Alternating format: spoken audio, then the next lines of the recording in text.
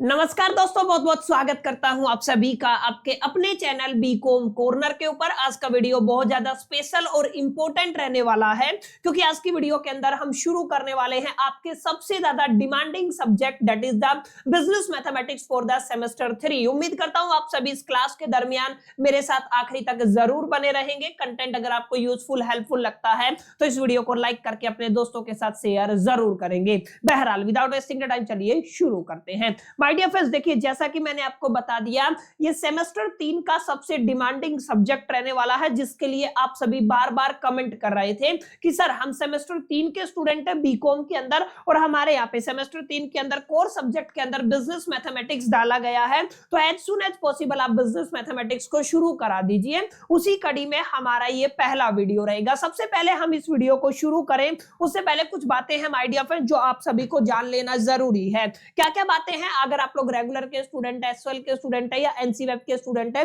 BCom semester 3 के अंदर same subject आपको देखने को मिलेगा। तो आपके जो एग्जामिनेशन दिसंबर में शुरू होने वाले हैं, दिसंबर 2025 में, उसको टारगेटेड हमारी ये तमाम लेक्चर्स रहेंगे। बात नंबर 1। और अगर आप लोग सबसे इंपॉर्टेंट बात पूछे, अगर आप लोग किताब खरीदने जाते हैं तो आपको किताब खरीदनी है जेके ठकराल की। जी हाँ, आप लोगों ने बिल्कुल सही सुना। ये वो पब्लिकेशन या ऑथर है जिनकी किताबें दिल्ली यूनिवर्सिटी के अंदर अक्सर रिकमेंड की जाती है, सबसे ज्यादा चलने वाली किताब है। अगर आप लोग किताब खरीदना चाहते हैं तो डेफिनेटली जेके ठकराल की किताब की तरफ जा सकते हैं। बाकी जो भी लेक्चर मैं आप सभी को डिलीवर करूंगा, तमाम लेक्चर्स की पीडीएफ आप सभी को हमारे टेलीग्राम चैनल के ऊपर मिल जाएगी। तो उम्मीद करता हूं आप सभी ने टेलीग्राम चैनल ज्वाइन कर लिया होगा। अब देखिए, अगर आप लोग अपने बिजनेस मैथमेटिक्स के सिलेबस की बात करते हैं तो आपके बिजनेस मैथमेटिक्स के सिलेबस के अंदर आपका सबसे पहला चैप्टर या कहूं यूनिट रहने वाला है मैट्रिसेस एंड डिटर्मिनेंट। हो सकता है आप सभी ने इसके बारे में पहले सुना हो सकता है नहीं सुना हो, लेकिन आप लोग समझिएगा, आज से हम मैट्रिसेस चैप्टर को शुरू करने वाले हैं। इसका सिंगुलर फॉर्म मैट्रिक्स भी होता है, तो आपको कंफ्यूज नहीं होना है। सबसे पहले हम लोग बात करेंगे इसके मीनिंग की। तो ध्यान से देखिएगा, ये जो शब्द है मैट्रिक्स, मैंने बता दिया मैट्रिक्स का मतलब क्या होता है। सिंगुलर टर्म में आप लोग मैट्रिक्स यूज करते हैं। अगर आप प्लूरल की बात करते हैं तो आप लोग कहां पे चले जाते हैं? मैट्रिसेस की तरफ चले जाते हैं। देखिए यहाँ पे जितने भी एलिमेंट्स होते हैं, एलिमेंट्स का मतलब जैसे आपने एक ग्रुप ऑफ नेम्स रख लिया, राम श्याम मोहन, सबका एक ग्रुप बना लिया, या आप लोग कह दीजिए आपने अल्फाबेट उठा लिए ABCD, या आप लोगों ने कुछ काउंटिंग्स उठा ली 1 2 3 4 5, इन सबको आप लोगों को एलिमेंट्स बोलते हो। ठीक है, अब यहाँ पे दो चीजें आपको ध्यान रखनी है। जब भी आप लोग मैट्रिक्स की बात करेंगे ना, तो मैट्रिक्स अपने आप में एक अरेंजमेंट होती है, और कैसी अरेंजमेंट होती है ये आपको थोड़ा ध्यान में रखना है। मैट्रिक्स अपने आप में एक रेक्टेंगुलर अरेंजमेंट होती है। अब आप सभी ने पढ़ा होगा अपनी 8th क्लास के अंदर, सर रेक्टेंगल का मतलब क्या होता है? एक ऐसा डायग्राम होता है जिसके अंदर अपोजिट साइड्स क्या होती है? इक्वल होती है। माने ये वाली साइड इसके इक्वल होगी और ये वाली साइड किसके? इसके इक्वल होगी। तो इसी को आप लोग क्या कहते हैं? रेक्टेंगल कहते हैं। तो यहाँ पे देखिए दो अलाइनमेंट आपके बनते हैं, एक आपका हॉरिजॉन्टल अलाइनमेंट बनता है और एक आपका वर्टिकल अलाइनमेंट बनता है। यहाँ पे आपको याद रखना है, जो हॉरिजॉन्टल अलाइनमेंट है इसको यहाँ पे हम लोग रो बोलेंगे, और यहाँ पे अगर आप लोग वर्टिकल अलाइनमेंट की बात करते हैं तो माय डियर फ्रेंड्स इसको कॉलम बोलेंगे। क्लियर? ये आपको थोड़ा ध्यान में रखना है। यानी कि जो आपके हॉरिजॉन्टली एलिमेंट्स को आप लोग अरेंज करोगे उनको क्या बोलेंगे? उसको रो बोलेंगे और उसको कॉलम बोलेंगे। यानी कि अपने आप में जब भी आप लोग एलिमेंट्स को रेक्टेंगुलर अरेंज करते हैं या रेक्टेंगुलर अरेंजमेंट में कन्वर्ट करते हैं तो उस केस में ऑटोमेटिकली रोज और कॉलम एडजस्टेड हो जाते हैं। तो अगर आप लोग मैट्रिक्स की डेफिनेशन पढ़ेंगे ना, तो मैट्रिक्स की डेफिनेशन भी यही कहती है, matrix is a rectangular arrangement of elements in the rows and column. क्या कहेंगे? रो और कॉलम के अंदर में जो एलिमेंट्स है उनकी जो रेक्टेंगुलर अरेंजमेंट है उसको क्या बोलते हो आप लोग? उसको मैट्रिक्स बोलते हो। That's it. इसके अलावा आपको कुछ पढ़ने की जरूरत है नहीं। यहाँ पे मैट्रिक्स का रिप्रेजेंटेशन M अल्फाबेट से रहेगा और जो आपका कॉलम है उसका रिप्रेजेंटेशन N अल्फाबेट से रहेगा। इस बात को भी आपको ख्याल में रखना है। एक इंपॉर्टेंट बात और है, हमेशा पहले आप लोग रो की बात करेंगे, बाद में कॉलम की बात करेंगे। माने जब भी रेक्टेंगुलर अरेंजमेंट होगा ना, तो हम लोग क्या कहेंगे? रो बाय कॉलम कहेंगे। इस बात को आपको ख्याल में रखना है। आप लोग क्या कह के चलेंगे? रो बाय कॉलम कहेंगे। ठीक है, जैसे कुछ एग्जांपल से मैं आपको समझाता हूं। सर क्या बोल रहे हो, समझ में नहीं आया? मैं 4 एलिमेंट ले लिए, 1 2 3 एंड 4। इन चारों एलिमेंट्स को मेरे को अरेंज करना है। ठीक है, ये क्या है आपके माय डियर फ्रेंड्स? ये आपके एलिमेंट्स हैं। अब अगर मैं इनको रेक्टेंगुलर अरेंजमेंट में कन्वर्ट कर देता हूं, ध्यान दीजिएगा, मैंने यहाँ पे लिखा 1, यहाँ पे लिखा 2, यहाँ पे लिखा 3 और यहाँ पे लिखा 4। अगर आप लोग ध्यान देंगे इस नोटेशन के अंदर अगर आप लोग क्लोज कर देते हैं तो माय डियर फ्रेंड्स ये नोटेशन मैट्रिक्स का रिप्रेजेंट करता है कि ये क्या है, आपकी मैट्रिक्स बन गई है। 4 एलिमेंट आपको दिख रहे हैं यहाँ पे, एक हॉरिजॉन्टल अलाइनमेंट है, दूसरी हॉरिजॉन्टल अलाइनमेंट है, एक वर्टिकल अलाइनमेंट है, ये आपकी दूसरी वर्टिकल अलाइनमेंट है। तो ये जो रेक्टेंगुलर अरेंजमेंट है in the rows and column, क्या कहेंगे आप लोग, रोज और कॉलम के अंदर, ठीक है ना, तो इसको क्या बोलोगे, this is called the matrix. Clear है? तो यही डेफिनेशन यहाँ पे लिखी हुई है कि सर जब भी आप लोग मैट्रिक्स की बात करते हैं ना तो rectangular array of a number arranged in row and column. Clear है? यहाँ पे हम लोग क्या कहेंगे, रेक्टेंगुलर अरेंजमेंट होता है नंबर्स को अगर आप लोग अरेंज करते हो किसके अंदर, रोज के अंदर और कॉलम के अंदर, तो उसको क्या बोल देते हो आप लोग, मैट्रिक्स बोल देते हो। क्लियर है? ये थोड़ा आप लोग पढ़ लीजिएगा, ओरिजिन कहां से हुआ था, लीनियर अलजेब्रा के अंदर, यूज्ड इन द इकोनॉमिक्स। इसका इस्तेमाल इकोनॉमिक्स के अंदर होता है, बिजनेस स्टैट्स के अंदर होता है एंड ऑपरेशनल रिसर्च के अंदर होता है। नोटेशन में बता चुका हूं, अगर आप लोग कैपिटल अल्फाबेट से रिप्रेजेंट करेंगे ये मैट्रिक्स का आपका क्या रहेगा, रिप्रेजेंटेशन रहेगा।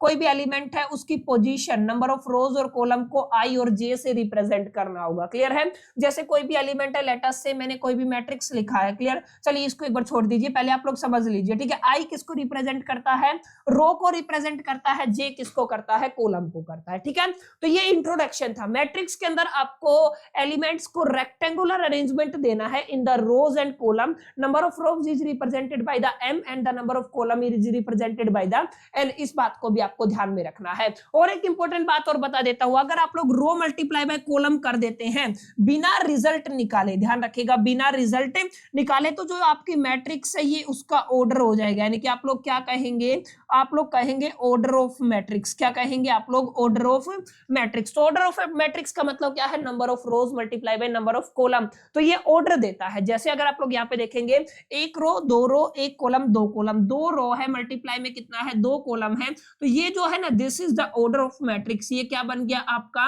मैट्रिक्स का ऑर्डर बन गया है। और अगर आप लोग इन एम और एन का अगर रिजल्ट निकाल देते हैं, जैसे अगर 2 मल्टीप्लाई बाय 2 कितना होगा, 4, ये जो रिजल्ट आएगा ना, ये टोटल नंबर ऑफ एलिमेंट्स को रिप्रेजेंट करेगा। माने आपकी मैट्रिक्स के अंदर कितने एलिमेंट है, 4 एलिमेंट है। बहुत कॉमन बातें हैं, ज्यादा कुछ आपको इतना सीरियसली पढ़ने की जरूरत नहीं, बिल्कुल सिंपल सा फॉर्मूला है। उम्मीद करता हूं समझ में आया होगा। तो मैट्रिक्स क्लियर हुआ, मैट्रिक्स का मतलब समझ में आ गया।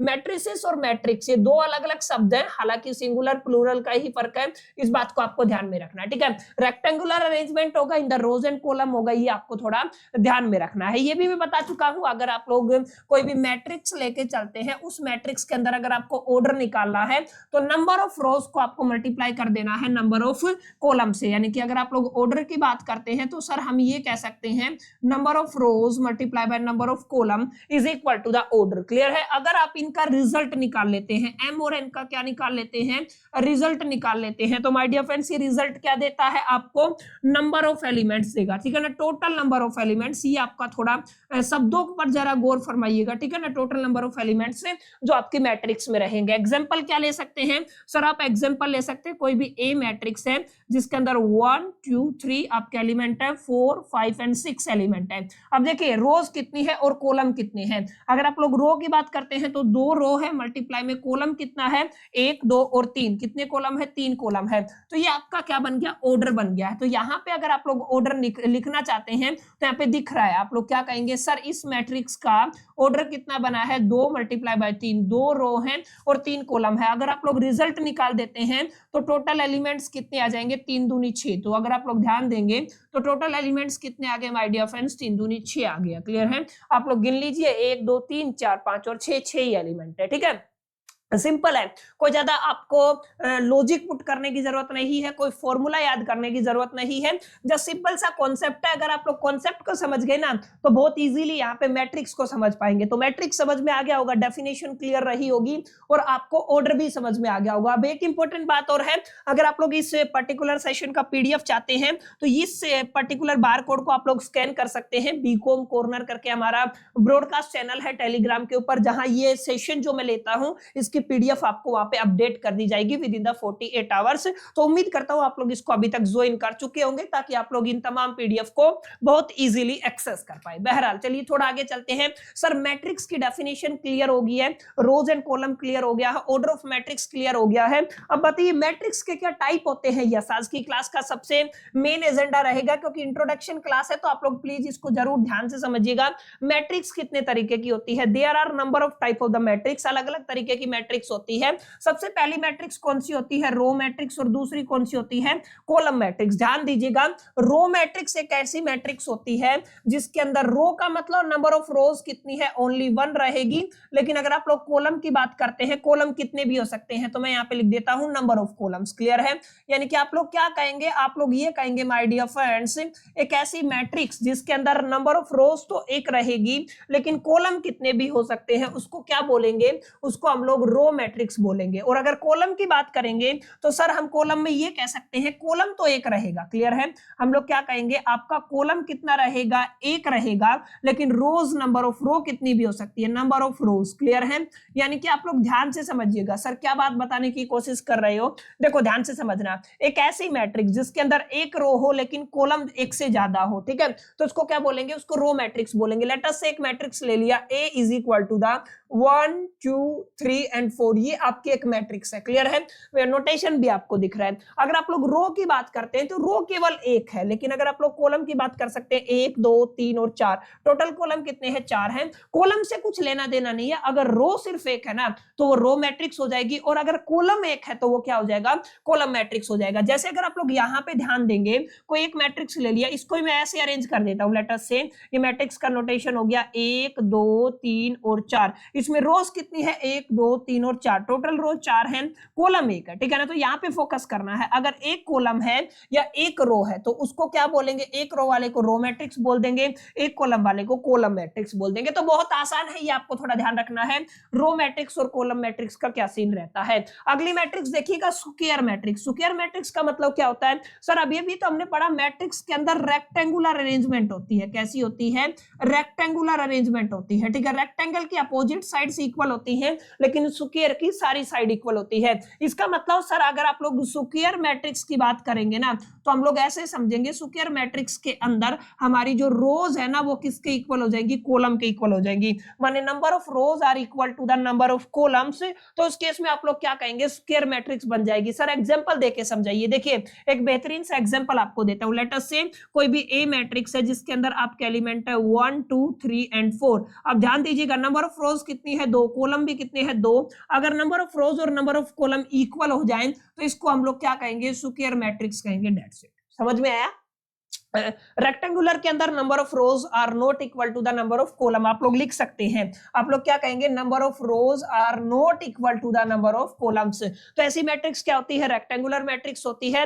लेकिन जहां पर जिस मैट्रिक्स के अंदर रोज और कॉलम इक्वल हो जाते हैं उसको क्या कहेंगे हम लोग, उसको हम लोग स्पेसिफिकली स्क्वायर मैट्रिक्स कहेंगे। क्लियर है। एक इंपॉर्टेंट बात और आपको याद रखना है, अगली मैट्रिक्स क्या है, डायगोनल मैट्रिक्स। डायगोनल मैट्रिक्स का क्या मतलब होता है, बहुत इंपॉर्टेंट बात है, ध्यान से समझिएगा। डायगोनल क्या होता है पहले समझो। कोई भी एक मैट्रिक्स है, लेट अस से ए है, यहाँ पे मैं कुछ एलिमेंट ले लेता हूं 1 2 3, यहाँ पे मैंने ले लिया 4 5 और 6। क्लियर है। कॉर्नर से कॉर्नर आपको मैच करना है। सर इसका क्या मतलब है, सर इसका ये मतलब है आपको कॉर्नर से कॉर्नर मैच करना है। इसके ऊपर जो एलिमेंट आएंगे ना वो डायगोनल एलिमेंट होंगे। समझ में आया। जैसे यहाँ पे थोड़ा सा और चेंज कर देता हूँ, तब्दीली कर देता हूँ, ताकि हमारा क्वेश्चन है ना वो थोड़ा सही बने, ताकि आपको बेटर वे में समझ में आए। एक और एग्जांपल से मैं समझाता हूँ। ठीक है, यहाँ पे मैं थोड़ी सी 3x3 की मैट्रिक्स ले लेता हूँ। यहाँ पे ले लिया 1 2 एंड 3, यहाँ पे है अपना 4 5 एंड 6, यहाँ पे है A B और C। क्लियर है। अब यहाँ पे ध्यान दीजिएगा, यहाँ पे मैट्रिक्स है। अगर आप लोग यहाँ पे इससे इस डायगोनल से इस पर्टिकुलर डायगोनल, इस this is called the diagonal. इसको क्या कहते हो आप लोग, डायगोनल कहते हो। ठीक है, तो ये आपका क्या हो जाएगा, डायगोनल हो जाएगा। ठीक है, डायगोनल। ठीक है, तो आप स्पेलिंग थोड़ा ध्यान दीजिएगा, सही कर लीजिएगा ये। लेकिन ये क्या है आपका, ये डायगोनल है। ठीक है, तो इसको बोलते हैं आप लोग डायगोनल। डायगोनल एलिमेंट अगर केवल नॉन जीरो है, देखिए डायगोनल मैट्रिक्स का मतलब क्या होता है, डायगोनल एलिमेंट क्या होंगे, नॉन जीरो होंगे, बाकी सब क्या हो जाएगा, जीरो। तो उस मैट्रिक्स को क्या बोलेंगे, डायगोनल मैट्रिक्स बोलेंगे। समझ में आया। डायगोनल मैट्रिक्स का मतलब क्या है sir, diagonal element non zero, बाकी सब क्या हो जाएंगे जीरो। यानी कि अगर आप लोग यहाँ पे लिखे तो यहाँ पे मैं लिख देता हूं, मैं क्या लिख सकता हूं, मैं कह सकता हूं आपका डायगोनल मैट्रिक्स के अंदर डायगोनल एलिमेंट्स क्या होंगे, diagonal elements is are non zero. आप लोग क्या कहेंगे, नॉन जीरो होंगे, बाकी सब क्या हो जाएंगे, जीरो हो जाएंगे। सर एग्जांपल से समझाइए। ओके, एक एग्जांपल ले लेते हैं, देखिए 1 0 0 0 1 0 एंड 0 0 1। अब अगर आप लोग ध्यान देंगे, ध्यान क्या देंगे, यहाँ पे देखिए डायगोनल के ऊपर एलिमेंट एक एक एक है, बाकी सब जीरो है, माने डायगोनल एलिमेंट नॉन जीरो है। तो इस तरीके की मैट्रिक्स क्या कहलाती है, this is called the diagonal matrix. समझ में आई कि नहीं आई ये बात, ठीक है। तो अभी तक कितने तरीके की मैट्रिक्स पढ़ी है हमने, 3-4 तरीके की मैट्रिक्स पढ़ी है। रो के अंदर एक रो रहेगी, नंबर ऑफ कॉलम्स निकल के आएंगे, कॉलम के अंदर एक कॉलम रहेगा, नंबर ऑफ रोज निकल के आएंगी। स्क्वायर मैट्रिक्स के अंदर और रेक्टेंगुलर मैट्रिक्स के अंदर number of rows are not equal to the number of column, then the matrix is rectangular. And number of rows और नंबर ऑफ कॉलम्स अगर इक्वल हो जाते हैं तो स्क्वायर मैट्रिक्स बनती है। डायगोनल के अंदर डायगोनल एलिमेंट नॉन जीरो होंगे, बाकी सब क्या होगा, जीरो होगा। समझ में आया। अब आगे देखिएगा स्केलर मैट्रिक्स। स्केलर मैट्रिक्स अपने आप में किससे जुड़ी हुई है, आपकी डायगोनल मैट्रिक्स से जुड़ी हुई है, ठीक है। अभी हम इसका थोड़ा सा डुप्लीकेट बना लेते हैं ताकि चीजें हमें और बेटर वे में समझ में आ सके। चलिए ध्यान से देखिएगा, मैं इसको एक बार रब कर देता हूं ताकि हमें आसानी से इन चीजों की समझ हो सके। चलिए एक बार,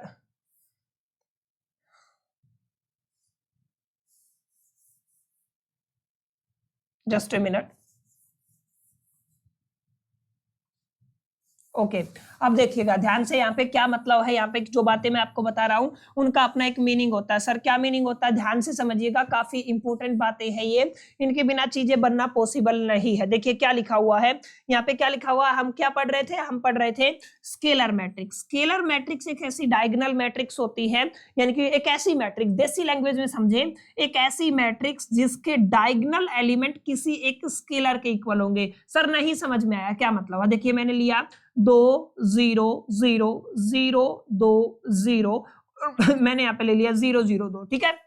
ये कोई भी आपका मैट्रिक्स है। समझना क्या है, समझना ये है सर, ये 3x3 की मैट्रिक्स है, प्लस में इसके डायगोनल एलिमेंट नॉन जीरो है, तो ये आपकी डायगोनल मैट्रिक्स भी हो गई, ठीक है। तो आप लोग क्या कहेंगे, सर ये आपकी डायगोनल मैट्रिक्स भी है और इसके जो बाकी अलिहाती कैसी होगी, डायगोनल मैट्रिक्स। लेकिन इसका डायगोनल है ना, डायगोनल के सारे एलिमेंट इक्वल है। क्या है, डायगोनल के सारे एलिमेंट इक्वल हैं। अगर मान लीजिए इसी एग्जांपल को मैं ऐसे लिख दूं, a बराबर है, मैंने लिख दिया 2 0 0, अब मैंने लिखा 0 3 0 और मैंने लिखा 0 0 3, ऐसे ले लो, ठीक है ना। अब ये डायगोनल मैट्रिक्स तो है, डायगोनल एलिमेंट नॉन जीरो है, लेकिन सारे एलिमेंट इक्वल नहीं है। लेकिन जहां पे सारे एलिमेंट क्या होते हैं, इक्वल होते हैं, केवल डायगोनल एलिमेंट, डायगोनल एलिमेंट की बात हो रही है, बाकी सब zero, non diagonal element zero, diagonal element non zero और एक स्केलर के इक्वल होंगे। अगर 2 है तो 2 ही रहेगा, 3 है तो 3 ही रहेगा, 4 है तो 4 ही रहेगा और 5 है तो 5 ही रहेगा। ऐसी मैट्रिक्स को क्या बोलते हैं, स्केलर मैट्रिक्स बोलते हैं। और अगर ये एलिमेंट आपका ओनली 1 हो, कितना हो, 1 हो, तो मैट्रिक्स क्या कहलाएगी, वो आपकी आइडेंटिटी मैट्रिक्स कहलाएगी। माने जैसे कोई भी मैट्रिक्स ले ली मैंने, 1 0 0 0 1 0 और 0 0 और 1, हम ऐसे कह सकते हैं, ठीक है। तो यहाँ पे देखिए डायगोनल मैट्रिक्स है, सर बिल्कुल है, क्योंकि डायगोनल एलिमेंट नॉन जीरो है।